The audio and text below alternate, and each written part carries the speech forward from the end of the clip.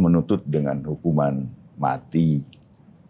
Soal efek jerahnya saya kok tidak yakin tentang itu. Kenapa tidak yakin, Pak? Ya. Bapak aja tidak yakin, bagaimana kami, Pak? Iya, karena gini, belum tentu kan mati orang itu aja, yang lain belum tentu apakah dia juga tidak ada.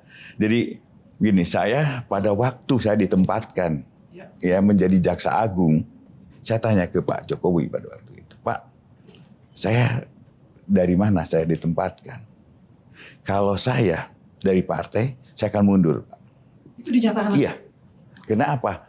Saya akan mataharinya 2. Saya ingin matahari saya 1.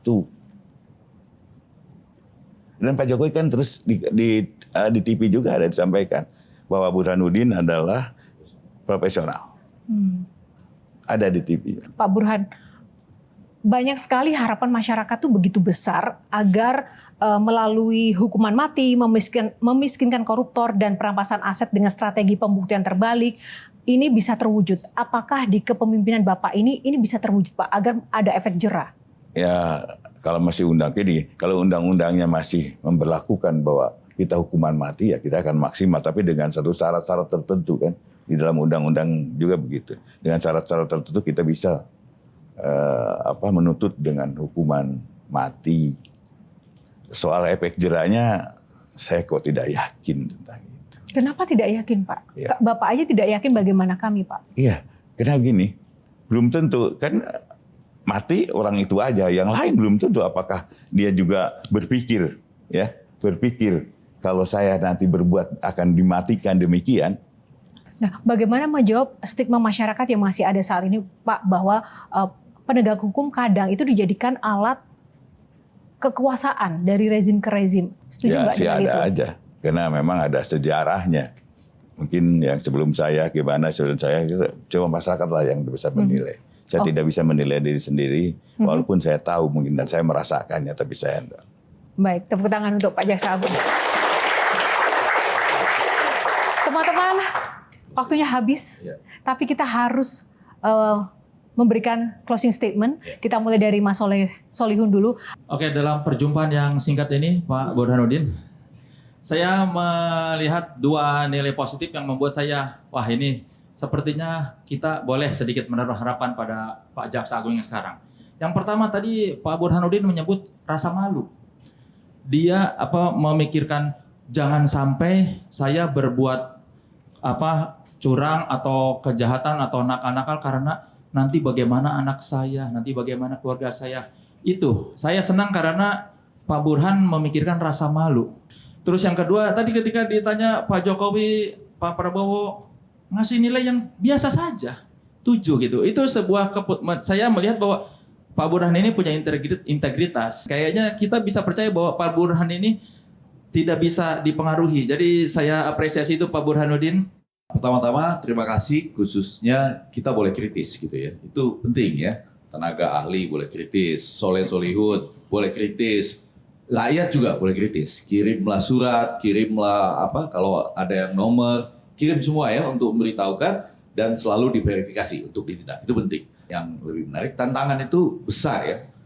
1.000 triliun kalau rakyat punya asumsi ini 5 tahun kali 197 gitu ya. Pertanyaan yang agak menarik adalah sekarang yang lagi diselidik-selidiki ada yang lebih besar dari itu, Pak? Masih di dalam. Oh, masih di dalam. Ya kalau memang demikian, selamat berjuang Pak, gitu ya.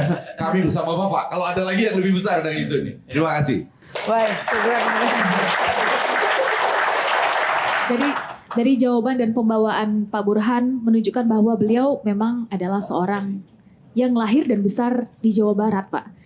Nggak neko-neko, humanis, agamis, sehingga sangat wajar kalau tahun 2024 saat mencatat Bapak mendapat penganugerahan Detik Award sebagai penegak hukum yang humanis. Kita boleh kasih tepuk tangan dulu nggak teman-teman? Karena maka harapan saya adalah semoga lebih banyak lagi pemimpin di negeri ini, bahkan elit di negeri ini yang seperti Bapak dalam memegang prinsip. Karena boleh jadi banyaknya mungkin kejelekan, mungkin kasus korupsi atau hal-hal buruk lainnya yang hari ini mulai naik ke permukaan, Pak. Bukan karena orang baiknya tidak ada, tapi malu-malu menunjukkan itu ketika dalam menjalankan tugasnya. Sehingga di akhir, selamat bertugas Pak. Kami semua mendoakan semoga Bapak konsisten terus dengan nilai-nilai yang hari ini Bapak pegang. Dan semoga lebih banyak lagi generasi muda yang mengikuti jalan Bapak. Amin. Kang Maman, silakan. Basisnya satu tadi, begitu Bapak menyebut anak sudah membaca, saya langsung teringat satu kalimat. Burhanuddin bagi menjalankan apa yang diungkapkan Rumi. Janganlah gunakan pedang kayu dalam perang. Pergilah cari yang dari baja, kemudian majulah dengan gembira. Berani, tegas, tanpa rasa takut, malah melakukannya dengan gembira karena merasa punya pelindung yang maha kuat sekaligus maha kasih. Backup saya Allah. Saking tak terlihatnya rasa takut itu, aku melihat kembali pernyataan Rumi yang mewujud. Kamu dilahirkan memiliki sayap. Mengapa lebih memilih hidup merangkak? Ya, pemegang pedang keadilan tidak boleh merangkak, apalagi di bawah kangkangan pemegang kuasa. Ia harus tegak, dengan mata tertutup agar tak membedakan siapapun, dengan pedang di kanan dan neraca yang adil di tangan kiri, di atas tulisan Trikrama Adiaksa, Satya Adi Wicaksana. Kesetiaan yang bersumber pada rasa jujur terhadap Tuhan, diri pribadi, keluarga, dan sesama manusia. Persis seperti patung yang berdiri tegak di depan gedung ini. Itulah pesan yang dititipkan bangsa ini untuk orang-orang yang berada di tempat ini yang mendapat sebutan agung.